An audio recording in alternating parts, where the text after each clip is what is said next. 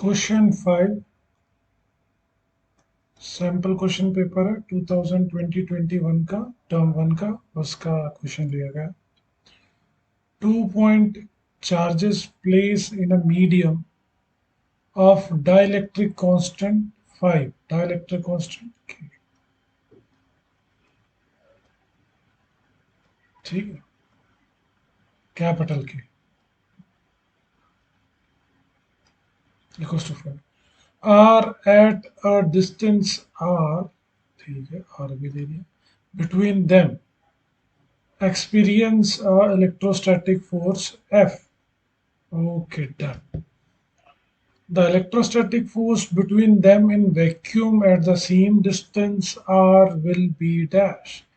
यानी कि same distance r आएगा तो ये कुछ अलग से नहीं बोल रहा सेम डिस्टेंस r पे तो क्या होगा ऐसा इसमें हम ज़्यादा ग्रामर नहीं लगाएंगे सॉल्व करेंगे दो तीन तरीके से डाइलेक्ट्रिक होता क्या dielectric nothing just a relative permittivity dielectric के लिए तो पहले तो अगर मैं यहाँ लिखता हूँ दैट इज के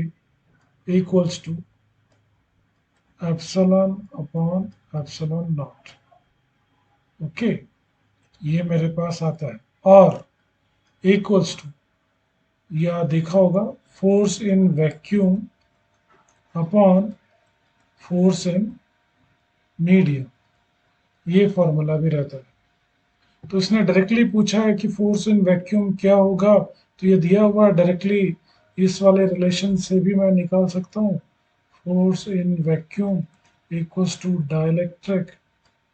फोर्स इन मीडियम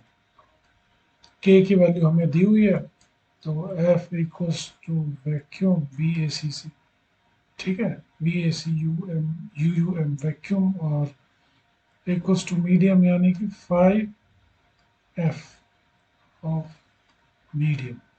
और यहाँ पे उसने इलेक्ट्रोस्टैटिक फोर्स जो एक्सपीरियंस कर रहे हैं मीडियम में उसको F दिया है F नाम बोला है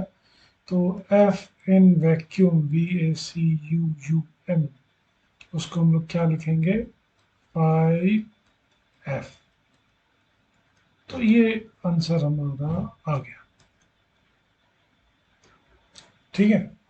अगर इसके टर्म में आंसर आ गया ठीक है अगर ये रिलेशन है इस रिलेशन के अलावा भी हमें ये पता है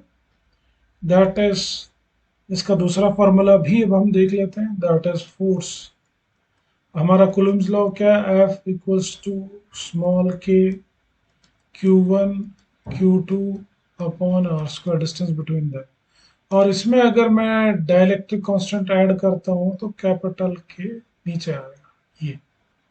और ये स्मॉल के का मतलब क्या हो गया ये तो हर एक को पता ही है ये हमारे पास 1/4 पाई एप्सिलॉन नॉट ये भी रखेंगे तो और के नीचे आ जाएगा ओके इसके साथ ही तो ये इक्वेशन मॉडिफाई करके अगर लिखनी हो तो 1/4 पाई एप्सिलॉन नॉट और साथ में के ठीक है फिर यहाँ पे Q1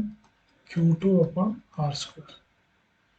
तो ये कंडीशन हमारे पास आती है जब हम मीडियम में रखते हैं और फोर्स इन अगर मैं वैक्यूम निकालता तो फोर्स इन वैक्यूम क्योंकि वहां पे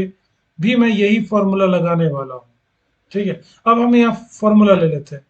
फोर्स इन वैक्यूम वैक्यूम में डाइलेक्ट्रिक कांस्टेंट की वैल्यू क्या होती है के की वैल्यू होती है बाय डिफॉल्ट 1